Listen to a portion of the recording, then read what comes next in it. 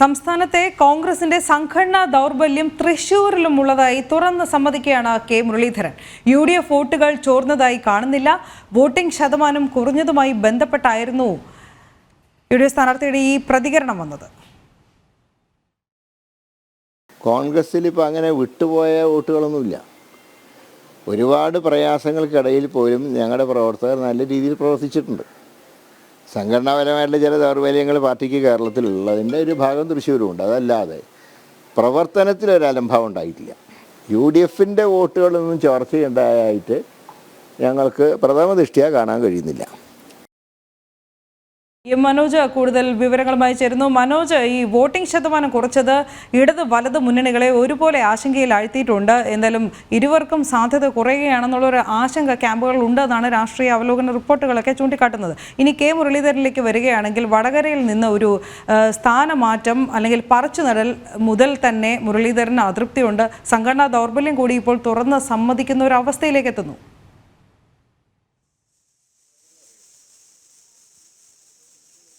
തീർച്ചയായും മനു, കെ മുരളീധരന്റെ പ്രതികരണത്തിൽ തന്നെ നമുക്ക് മനസ്സിലാക്കുവാൻ സാധിക്കും ഈ സംഘടനാ തലത്തിൽ ഉള്ള ദൗർബല്യം അത് തൃശ്ശൂരിലും കൃത്യമായി ഉണ്ടായിരുന്നു എന്നുള്ള കാര്യം അത് സ്ഥാനാർത്ഥി തന്നെ മനസ്സിലാക്കുന്നുണ്ട്. അതോടൊപ്പം തന്നെ നേരത്തെ സൂചിപ്പിച്ചതുപോലെ ഈ മറ്റ് സ്ഥലങ്ങളിൽ നിന്നും ഇങ്ങോട്ടേക്ക് എത്തുമ്പോൾ, അതായത് വടകരയിൽ നിന്ന് ആ പ്രതീക്ഷയോടുകൂടി നിൽക്കുമ്പോഴാണ് തൃശ്ശൂരിലേക്ക് വരുന്നത്, തൃശ്ശൂരിൽ സ്ഥാനാർത്ഥിയാവുന്നത്. UDFനെ സംബന്ധിച്ചിടത്തോളം നേരത്തെ TN പ്രതാപനെയായിരുന്നു സ്ഥാനാർത്ഥിയായി പരിഗണിക്കേണ്ടിയിരുന്നത്.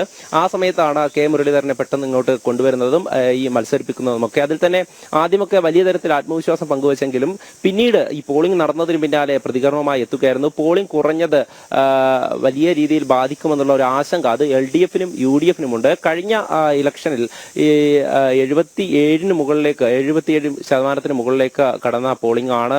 ഈ ഒരു തെരഞ്ഞെടുപ്പിൽ 72.48% അവസാനം ലഭിച്ച കണക്കുകളിലുള്ളത്. അത്തരത്തിലേക്ക് ചുരുങ്ങുന്നത് അത് കൃത്യമായും UDFനും LDFനും കൂടുതൽ പ്രാതിനിധ്യമുള്ള മണ്ഡലങ്ങളിൽ നിന്നാണ് ഈ പോളിംഗ് കൂടുതലായി കുറഞ്ഞതായിട്ട് കണ്ടിട്ടുള്ളത്. അതിൽ തന്നെ NDA സംബന്ധിച്ചിടത്തോളം വലിയ തരത്തിലൊരു ആത്മവിശ്വാസമുണ്ട്. കൃത്യമായും ഇരിങ്ങാലക്കുട പോലുള്ള മണ്ഡലങ്ങൾ അത് NDAക്ക് കൂടുതൽ വോട്ട് ലഭിച്ച ഒരു മണ്ഡലമാണ്, നിയമസഭാ മണ്ഡലങ്ങളിലാണ്. ഇവിടെയൊക്കെ തന്നെ പോളിംഗ് വലിയ കുറവ് വന്നിട്ടില്ല. അതിലൊക്കെ തന്നെ നേട്ടം കൈവരിക്കാൻ കഴിയുമെന്നുള്ള ഒരു ആത്മവിശ്വാസം തന്നെയാണ് NDA സംബന്ധിച്ചിടത്തോളം. കോൺഗ്രസിന്റെ അലംഭാവം അത് നേരത്തെ തന്നെ ഈ സംഘടനാ തലത്തിലുള്ള ഈ ചില വഴക്കുകളൊക്കെ തന്നെ നേരത്തെ നിലനിന്നിരുന്നു. പലതരത്തിലും ഗ്രൂപ്പ് വഴക്കുകൾ ഈ തൃശ്ശൂരിൽ നിലനിന്നിരുന്നു. ഈ പാർട്ടി ഓഫീസുകളിൽ പോലും, കോൺഗ്രസിന്റെ മണ്ഡലം കമ്മിറ്റി ഓഫീസുകളിൽ പോലും തമ്മിൽ തല്ലുന്ന സാഹചര്യമൊക്കെ ഉണ്ടായിരുന്നു. അതിനുശേഷമാണ് കെ മുരളീധരന് വേണ്ടി പ്രവർത്തിക്കാൻ ഒരു വിഭാഗം എത്തുന്നതും അതുപോലെ തന്നെ TN പ്രതാപന് വേണ്ടി ആദ്യം പ്രവർത്തിച്ചു കൊണ്ടിരുന്ന ഒരു വിഭാഗം പിന്നീട് വലിയ രീതിയിൽ സജീവമാകാതിരുന്നതും അതൊക്കെ തന്നെ ഈ സംഘടനാ സംവിധാനത്തെ ബാധിച്ചുകൊണ്ട് അത് തെരഞ്ഞെടുപ്പിനെ ബാധിക്കുമെന്ന് തിരിച്ചറിയുകയാണ് സ്ഥാനാർത്ഥി. അതോടൊപ്പം LDFനെ സംബന്ധിച്ചിടത്തോളം ചില തിരിച്ചടികൾ ഉണ്ടാകുമെന്നുള്ള പ്രതീക്ഷ അത് LDFന് നേരത്തെ തന്നെ ഉണ്ടായിരുന്നു. കാരണം പൂരം വിഷയം ഉൾപ്പെടെ നിലനിൽക്കുന്ന സാഹചര്യത്തിലാണ് ഈ ഒരു തെരഞ്ഞെടുപ്പ് നടന്നത്. അതുകൊണ്ട് തന്നെ VS സുനിൽകുമാറിനെ സംബന്ധിച്ചിടത്തോളം മുൻ മന്ത്രിയായിരുന്നു. തന്റെ നാട്ടിൽ പോലും കൃത്യമായും വികസനം എന്നുള്ളത് ജനങ്ങളിലേക്ക് എത്തിക്കാൻ പറ്റാത്ത കാര്യങ്ങളൊക്കെ തന്നെ നേരത്തെ അത് പുറത്തു വന്നിരുന്നു. അവിടെയുള്ള ജനങ്ങൾ വരെ പ്രതികരിച്ചിരുന്നു. അതൊക്കെ തന്നെ ഒരു തിരിച്ചടി നേരിടേണ്ടി വരും എന്നുള്ളതും കർഷകരുടെ ഭാഗത്തു നിന്നുള്ള പ്രതികരണമൊക്കെ നേരത്തെ ഉണ്ടായിരുന്നു. കർഷകരെ കൃത്യമായും അവർക്ക് വേണ്ട ഈ വികസന പദ്ധതികളൊന്നും തന്നെ അല്ലെങ്കിൽ അവരുടേതായിട്ടുള്ള കാര്യങ്ങളൊന്നും തന്നെ നടപ്പിലാക്കാൻ കൃഷിമന്ത്രിയായിരുന്ന സമയത്ത് പോലും VS സുനിൽകുമാറിന് സാധിച്ചിട്ടില്ല എന്നുള്ള കാര്യം അതിലും ജനങ്ങളുടെ പ്രതികരണം ഉണ്ടായിരുന്നു. അതൊക്കെ തന്നെയാണ് LDFന് ഒരു ആശങ്ക സൃഷ്ടിക്കുന്നത്. NDA സംബന്ധിച്ചിടത്തോളം സുരേഷ് ഗോപിയാണ് സ്ഥാനാർത്ഥി എല്ലാ തരത്തിലും പ്രചാരണ രംഗത്തും. അതോടൊപ്പം തന്നെ ഇവിടെ ഉണ്ടായിരുന്ന ആ സമയത്തൊക്കെ തന്നെ കഴിഞ്ഞ തെരഞ്ഞെടുപ്പിൽ പരാജയപ്പെട്ടിട്ടും അദ്ദേഹം ഇവിടെയുള്ള ജനങ്ങളോടൊപ്പം ഉണ്ടായിരുന്നു എന്നുള്ള ഒരു ആത്മവിശ്വാസം അതുപോലെ തന്നെയാണ് NDAയുടെ ഓരോ ക്യാമ്പുകളിലും പ്രവർത്തനം ഏകോപിപ്പിച്ചുകൊണ്ട് BJP ആയാലും അതിന്റെയൊക്കെ സംഘടനാ സംവിധാനം മുഴുവനായി ഉപയോഗിച്ചുകൊണ്ട് തന്നെ എണ്ണയിട്ട യന്ത്രം പോലെ ഇവിടെ പ്രവർത്തകർ പ്രവർത്തിച്ചു എന്നുള്ള വിലയിരുത്തൽ തന്നെയാണ് NDA നേതൃത്വത്തിനുള്ളത്. അത് വലിയ ഗുണകരമാകും എന്നുള്ള ഒരു വിലയിരുത്തൽ തന്നെയാണ്. അതിൽ തന്നെയാണ് നേരത്തെ സൂചിപ്പിച്ചതുപോലെ ഓരോ മണ്ഡലങ്ങളുണ്ട്. കഴിഞ്ഞ തവണ വോട്ട് കുറഞ്ഞ മണ്ഡലങ്ങളുണ്ട്. അവിടെ വോട്ട് കൂടുതൽ കണ്ടെത്തുവാൻ വേണ്ടി അവിടെ ജനങ്ങളെയൊക്കെ തന്നെ നേരിട്ട് കണ്ട് ഈ വികസന ചർച്ചകൾ നടത്തി വോട്ടുകളൊക്കെ സമാഹരിക്കുവാനുള്ള പ്രവർത്തനങ്ങൾ ചെയ്തിരുന്നു. അതോടൊപ്പം തന്നെ വോട്ട് കൂടുതൽ കിട്ടിയ മണ്ഡലങ്ങളിൽ അവിടെ മറ്റ് പ്രചാരണ രംഗത്ത് ഉൾപ്പെടെ നിരവധി പേരാണ് അണിനിരത്തിക്കൊണ്ട് ഇരിങ്ങാലക്കുടയെ സംബന്ധിച്ചിടത്തോളം കരുവന്നൂർ ബാങ്ക് കൂടെ സ്ഥിതി ചെയ്യുന്ന ഒരു സ്ഥലം കൂടെയാണ്, ഒരു മണ്ഡലം കൂടെയാണ്. അവിടെയാണ് പദയാത്രയ്ക്ക് ശേഷം നിരവധി നിക്ഷേപകരാണ്, അതോടൊപ്പം തന്നെ പൊതുജനങ്ങൾ ഒരുപാട് പേർ സുരേഷ് ഗോപിയുടെ പ്രചാരണത്തിനായി ഉണ്ടായിരുന്നു. പാർട്ടി പ്രവർത്തകരിലുപരി പൊതുജനങ്ങൾ ഈ പ്രചാരണ പരിപാടികളിൽ പങ്കെടുത്തതാണ് NDA നേതൃത്വത്തെ കൂടുതൽ ആത്മവിശ്വാസത്തിലേക്ക് കൊണ്ടുപോകുന്നത്. അത് തന്നെയാണ് സുരേഷ് ഗോപിയും പറയുന്നത്. കാരണം ഇവരൊക്കെ എൻ്റെ കൂടെയുണ്ട്, അത് തന്നെയാണ് എൻ്റെ ആത്മവിശ്വാസം എന്ന് അദ്ദേഹം പങ്കുവച്ചിരുന്നു. അത് തന്നെയാണ് ഈ തെരഞ്ഞെടുപ്പിൽ പ്രതിഫലിക്കുക. കാരണം NDA സംബന്ധിച്ചിടത്തോളം കൂടുതൽ വോട്ട് കഴിഞ്ഞ തവണ സമാഹരിക്കുവാൻ പറ്റിയിട്ടുള്ള മണ്ഡലങ്ങൾ ഇപ്രാവശ്യവും കൂടുതൽ പോളിംഗ് നടന്നു.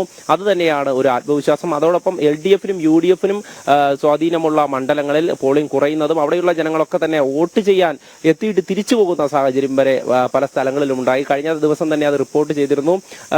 തൃശ്ശൂരിലെ തന്നെ ഹരിശ്രീ സ്കൂളിലെ ഒരു ബൂത്തിൽ നടന്നിട്ടുള്ള സംഭവം വോട്ട് ചേർത്തു എന്നുള്ള ഒരു ആരോപണം ഉന്നയിച്ചുകൊണ്ട്, അതായത് മറ്റു സ്ഥലത്തു നിന്നും ഇവിടേക്ക് താമസം മാറിയവർ ഇവിടെ വോട്ട് ചെയ്തു എന്നുള്ള കാരണം പറഞ്ഞുകൊണ്ട് വോട്ട് തടഞ്ഞു വെക്കുന്ന ഒരു സാഹചര്യം ഉണ്ടായി. പിന്നീട് ഉദ്യോഗസ്ഥർക്ക് ഇടപെട്ടാണ് അവർക്ക് വോട്ട് ചെയ്യുവാനുള്ള സൗകര്യം ഒരുക്കി കൊടുത്തത്. അതിൽ തന്നെ CPMും അതുപോലെ UDFന്റെ ഒക്കെ പ്രതിനിധികൾ ചേർന്ന് നിന്നുകൊണ്ടാണ് NDAയുടെ വോട്ടുകൾ കുറയ്ക്കുവാനുള്ള ഒരു ശ്രമം നടത്തിയത്.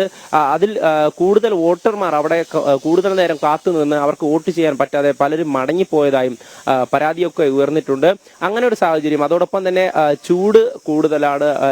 രാവിലെ 7 മണി മുതൽ ഉച്ചവരെ നിന്നിരുന്ന കുറേയധികം വോട്ടർമാരുണ്ട്. ഉദ്യോഗസ്ഥരുടെ അനാസ്ഥയും ഇതിനൊരു കാരണമായി, പോളിംഗ് കുറയാൻ കാരണമായി എന്നുള്ള കാര്യവും ജനങ്ങളുടെ ഭാഗത്തു നിന്നുള്ള പ്രതികരണത്തിൽ നിന്ന് നമുക്ക് മനസ്സിലാക്കാൻ സാധിക്കും. കഴിഞ്ഞ ദിവസം ഉൾപ്പെടെ രാത്രിയോളം നീണ്ട നിര നമുക്ക് പല സ്ഥലങ്ങളിലും കാണുവാൻ സാധിച്ചു. പലരും പകുതി വഴിയിൽ പോകുന്ന സാഹചര്യമുണ്ടായി. ഇതൊക്കെ തന്നെ ഒരു ജനാധിപത്യത്തിന്റെ ഈ ഒരു വലിയൊരു മഹോത്സവത്തിൽ പങ്കെടുക്കുന്നോ സാധാരണ ഒരു പൗരന്റെ അവകാശം നിർവഹിക്കുവാനുള്ള ഒരു സ്വാതന്ത്ര്യം, ആ ഒരു സ്വാതന്ത്ര്യം അവർക്ക് വേണ്ട സൗകര്യം ഒരുക്കി കൊടുക്കാൻ ഉദ്യോഗസ്ഥരുടെ ഭാഗത്തു നിന്നും ഒരു അനാസ്ഥയുണ്ടായി എന്നുള്ള കാര്യം അത് കൃത്യമായും എടുത്തു പറയേണ്ടതുണ്ട്. അതോടൊപ്പം തന്നെ മറ്റ് സ്ഥാനാർത്ഥികളുടെ ആത്മവിശ്വാസം പങ്കുവയ്ക്കുകയാണെങ്കിൽ നേരത്തെ പ്രചാരണ രംഗത്തൊക്കെ വലിയ ആത്മവിശ്വാസമായിരുന്നു മൂന്ന് മുന്നണികളുടെ. മുൻപ് തന്നെ സ്ഥാനാർത്ഥി വിശദീകരണവുമായി രംഗത്തെത്തിയിരിക്കുന്നു എന്നുള്ള ഒരു ആക്ഷേപമാണ് എതിർ ക്യാമ്പുകളിൽ നിന്ന് ഉയരുന്നത്.